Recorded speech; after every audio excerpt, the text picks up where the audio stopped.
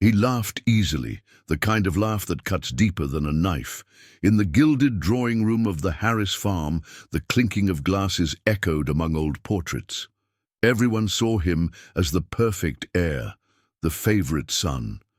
But no one knew that the will held a secret, a name he swore to destroy. Houston, summer of 2017. The Harris oil empire grew across acres of land and oil wells. Two brothers, Daniel, the oldest and wisest, Cole, he is ambitious and charming. When his father died, he left an inheritance valued at 60 million. But where there is fortune, love rarely survives. Daniel believed in justice. Cole believed in power. The will was to be opened together in front of the family lawyer. But that morning, an envelope disappeared, and Cole's silence was worth more than any confession. Have you ever trusted someone so much? It cost you everything? If stories like this one captivate you, you'll want to know how it ends. Like the video, subscribe and turn on notifications, because some fortunes aren't hidden in vaults, but in lies. Liquid gold gushed from the wells, as if the entire Texas breathed under the name Harris. Cole walked among trucks and workers with dirty boots, smiling as if he had been born owning everything. Daniel watched from a distance, discreetly, unaware that the gleam in his brother's eyes hid something deeper than ambition. It hid hunger. Newspapers called Cole the new king of oil. He posed for photos, toasted with investors, and promised to transform the inheritance into a global empire. Daniel, silently, simply signed documents. He believed that blood was mightier than profit. But in Houston, even blood has a price. At the gala dinner, Cole raised a glass of champagne before hundreds of guests. "The Harris family will never fall," he shouted amidst laughter and flashes. Daniel smiled, but felt the weight of his father's absence. That phrase, so grandiose, sounded like a curse disguised as a promise.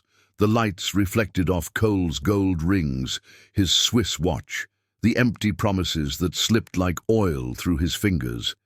Daniel tried to believe that the success was legitimate, but something troubled him. Why was the lawyer avoiding his gaze?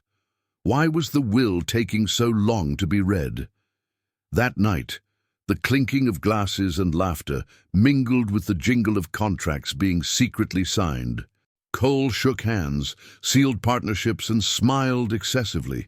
He knew Daniel's trust was his most valuable asset and the easiest to exploit.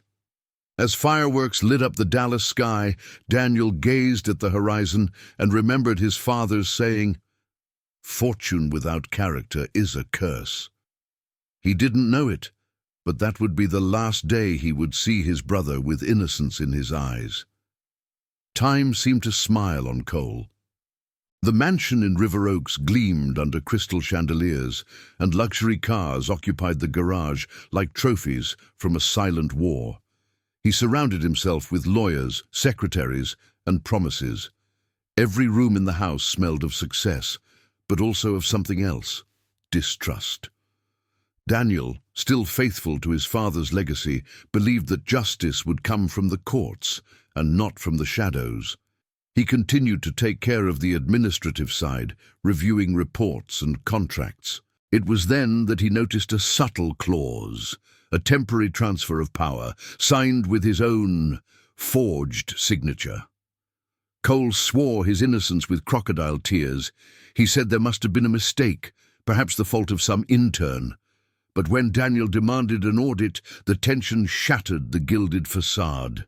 The empire began to smell of fraud, and the walls of the mansion echoed with muffled arguments accompanied by classical music. In the office, confidential documents rested inside a steel safe, kept under lock and key. Cole said it was to protect the family legacy. Daniel began to doubt it. Each protection seemed to hide something more, as if the safe didn't hold papers but lies. The meetings with investors turned into parties, champagne, laughter, and exaggerated promises. Cole loved the sound of applause. Daniel heard only the empty echo of ambition. He tried to warn his brother, "Gaining the whole world is worthless if you lose your soul." Cole only replied with a cold smile. On a sweltering afternoon, a phone call changed everything. The bank reported suspicious activity in the company's accounts. Daniel froze. His signature appeared on multi-million-dollar transfers to tax havens. The inheritance money was evaporating, and with it, the trust. That night, Daniel went to Cole's office. He found the door ajar, the smell of cigars, and the clinking of ice in a whiskey glass. Cole looked on fearlessly, simply saying, "The oil is mine now. The Harris name is just a detail." It was the first time Daniel felt hatred. When he left, the Texas wind seemed heavier. He looked at the dark sky and understood that brotherly love does not survive greed. From then on, he would cease to be the naive brother, and what would come next would only be the beginning of a silent revenge. A light rain was falling on Houston when Daniel received an unexpected call. It was the family's old lawyer, Mr. Whitaker, his voice hoarse and hesitant. "There's something you need to see, Daniel. Something your father left behind, but which was never revealed." His heart raced. That sentence was the prelude to a secret. In Whitaker's old office, amidst stacks of files and the smell of aged leather, the lawyer opened a safe built into the wall. Inside, there was an original copy of the will, different from the one Cole had presented months before. The clauses were intact, but one detail changed everything. The name of the true majority heir was Daniel. The document also contained a handwritten letter from his father, written in trembling strokes. "I trust you to protect what I have built, not only to multiply it, but to keep the name clean." Daniel felt the weight of the paper between his fingers. Each word sounded like a premonition against his brother's ambition. Whitaker hesitated before continuing. "Your brother asked me to keep quiet, said it was a family matter." Daniel then realized that the betrayal hadn't been a slip-up. It had been planned, meticulously. Since the funeral, Cole had been orchestrating the theft of the Harris legacy. That night, Daniel drove home in silence. The sound of the engine was muffled by the noise of the rain. Cole's mansion, illuminated in the distance, looked like a makeshift lighthouse. He parked far away, observing through the windows. Inside, he saw his brother toasting with businessmen and smiling, wearing the same gold ring that had belonged to their father. The safe in Cole's office had now become the symbol of the conspiracy. Inside, Daniel knew he would find the missing proof, the forged contract, the manipulated signatures, perhaps even the draft of the forgery. The problem was opening the safe before his brother noticed. As the clock struck midnight, Daniel wrote a short message to Whitaker. "If anything happens to me, hand over the original will." It was more than a precaution. It was a silent declaration of war. In the following days, Cole noticed something strange. Papers were being moved around, calls were going unanswered, and the lawyer's gaze lingered. The trust that had sustained the empire was beginning to crack, and like oil, the truth was starting to seep through the cracks. Daniel began acting like a ghost within his own empire. He arrived early, left late, observing Cole's every move.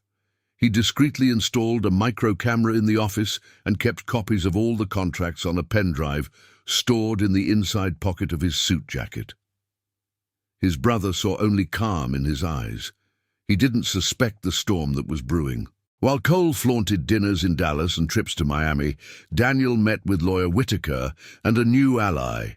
Evelyn Moore, Evelyn, a specialist in corporate law, was cold, methodical, and ruthless. She analyzed the falsified documents and murmured, "This isn't just fraud. It's misappropriation, and that's punishable by prison." Each of her words sounded like a trap being set. Daniel began gathering evidence, bank statements, copies of transfers, intercepted conversations. The empire his father had built with sweat would now be the weapon that would bring Cole down. Revenge would come through the law, not through anger. Cole, on the other hand, sensed something changing in the air. Daniel was too serene. The servants whispered in the hallways. The lawyer avoided eye contact. At night, the silence of the mansion weighed like lead. He began to suspect something. And when one of the secondary safes was found open, paranoia took hold. "You're starting to suspect me, aren't you?" Cole said during dinner, forcing a smile. Daniel simply replied, "I just want to understand what Dad meant when he wrote, 'I trust those who know how to wait.'" His steady gaze cut through the room like a blade. Cole stood motionless, swallowing hard. That morning, Evelyn handed Daniel a complete dossier. "It's all here. Transactions, forgeries, and even the list of overseas accounts." Daniel held the papers as if holding a sentence. Still, he decided to wait for the right moment, the public moment when everyone would see who the real heir was. As the clock struck 3 in the morning, Daniel gazed at his own reflection in the window. Outside, the oil field gleamed under the distant lights. "The same black gold that raised our family," he murmured, "will be what buries it." Cole sensed the net closing in. The phone rang with unusual frequency. Investors seemed uneasy, and Evelyn began showing up at audit meetings. Fear mingled with arrogance. He needed to react, and fast. So he did what he knew best. He manipulated. He called an urgent meeting and accused Daniel of mismanagement. In front of the partners, he presented false reports, saying that his brother had embezzled funds and signed illegal contracts. The words echoed like gunshots. Daniel remained silent, letting Cole drown in his own charade. In the end, the board temporarily suspended Daniel. It was Cole's first public victory, and the most dangerous. That night, Daniel found his desk ransacked. Folders, documents, everything had been rummaged through. On the floor, a handwritten note. "Not even a lawyer will save you." The game was no longer just about money. Now it was personal. He felt the weight of danger for the first time. Cole hired private investigators to follow Daniel. He ordered records erased, witnesses bribed, and evidence manipulated. The oil empire now served as a smokescreen for a silent war. "He thinks he can defeat me with laws. I write the laws of my world," he said, staring at his own reflection in the mirror. Meanwhile, Daniel gathered his strength. Evelyn maintained contact with the local press and a prosecutor willing to hear the case. "If he falls, it won't be by chance. It will be because of his own arrogance," she said firmly. Daniel nodded. The plan was ready, but it would require patience and courage to face his brother in front of everyone. In a final, desperate move, Cole tried to access the company's main account and discovered it was blocked by court order. The coldness vanished from his face. For the first time, he felt genuine fear. "He wouldn't have the guts," he murmured, gazing out the window at the field he once called his own. When Daniel entered the meeting room the next morning, there was no hatred in his eyes, only determination. "You stole what Father built. Now, let the truth speak for itself." Cole smiled, but his hands trembled. The final battle was approaching, and the audience was ready. Harris Oil's annual dinner was billed as a celebration of achievements, but the atmosphere was quite different. In the main hall in Dallas, chandeliers hung above tables laden with businessmen and politicians. Cole, in an impeccable suit, walked among the guests with his usual rehearsed smile. Only Daniel knew that that night the glamour would be replaced by ruin. The band played smooth jazz, glasses clinked. Evelyn watched from a distance, dressed in black, discreet as a shadow. On her cell phone, a notification. The promoter confirmed their arrival. Everything was ready. All it took was a gesture, a word, a moment for the empire to crumble before the cameras and the partners. Cole went up on stage, raised the microphone, and spoke about family, success, and legacy. The audience applauded, delighted, but Daniel, sitting in the front row, stared intently at his brother. When the speech ended, he stood silently and walked to the stage. "Before we celebrate, perhaps we should read our father's true will." The room fell silent. Cole froze. Evelyn handed a sealed envelope to the prosecutor, who waited discreetly in the back. The sound of the seal being broken echoed like a muffled gunshot. Daniel opened the document and began to read. The heir's name echoed firmly. Daniel Harris, legitimate successor to the Harris Oil Company. Murmurs filled the hall. Guests exchanged glances, journalists' cameras capturing every expression. Cole tried to interrupt. "This is a hoax," he shouted, but his voice trembled. Evelyn projected copies of the forged signatures onto the screen. The truth was exposed under golden light. Luxury and lies finally met. For a moment, time seemed to stand still. Cole took a step back, sweat trickling down his forehead. Daniel stared at him in silence. No shouting, no revenge, just a look that said it all. Justice didn't need anger, only patience. And that night, it had arrived. The flashes begin. They were already there even before Cole left the stage. Reporters surrounded him, microphones raised, sharp questions cutting through the air. "Mr. Harris, did you forge your own father's will?" He tried to smile, but his face crumbled with tension. The cameras captured every second, the oil king, now stripped of power.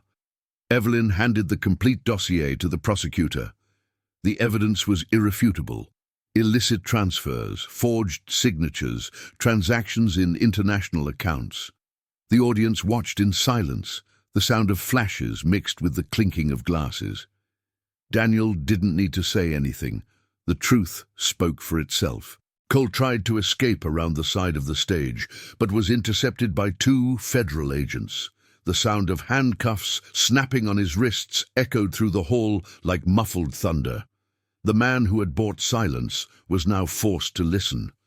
Daniel watched from a distance, his heart heavy but at peace.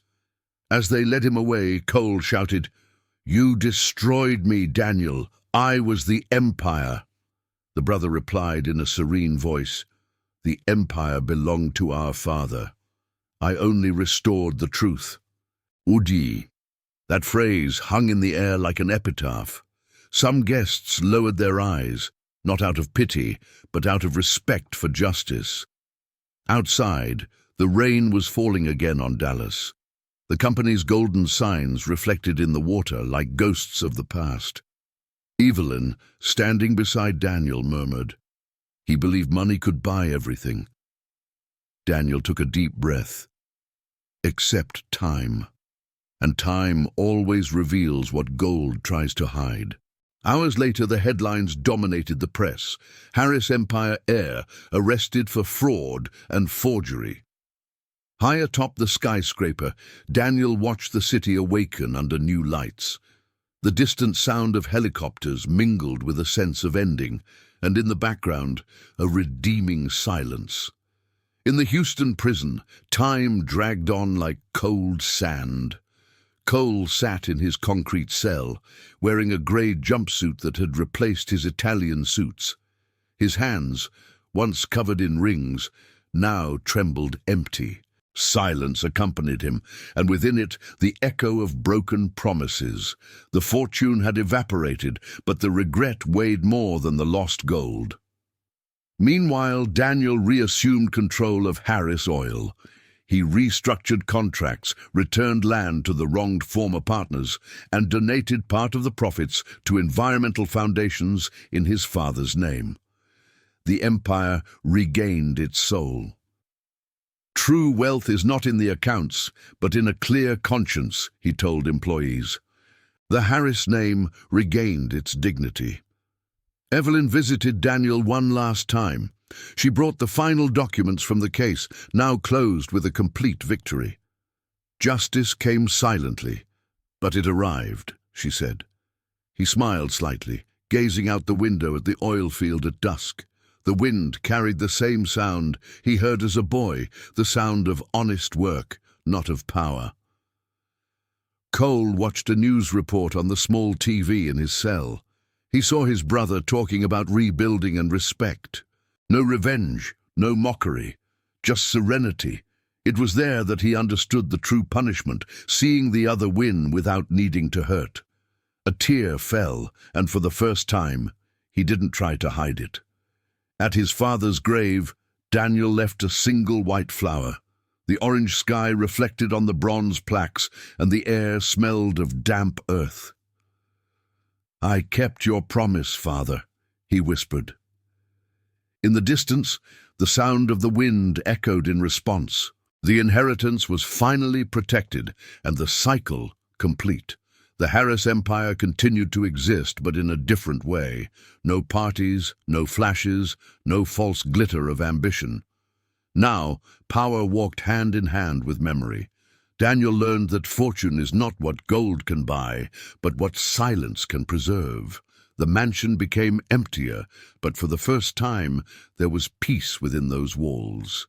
On nights when the wind blew strongly across the oil fields, he could still hear his brother's distant laughter, not as a reminder of pain, but as a reminder of learning. Because even betrayal, when accepted without hatred, can become a teacher. And in that calm, Daniel understood, God's justice is slow, but infallible. Evelyn left the company soon after, pursuing new paths. Before leaving, she wrote a letter. "Some men lose everything to learn the value of what can never be bought, the truth." Daniel kept the words in a drawer, along with the original will. It was his daily reminder that wealth without soul is just noise. Finally, the sun set over Houston, gilding the Harris oil towers. Daniel gazed at the horizon and murmured, "He built his fortune on lies, and I rebuilt mine on silence. He built an empire from greed, and I rebuilt it with grace. When money tests love, what side wins? Subscribe and uncover the next hidden fortune."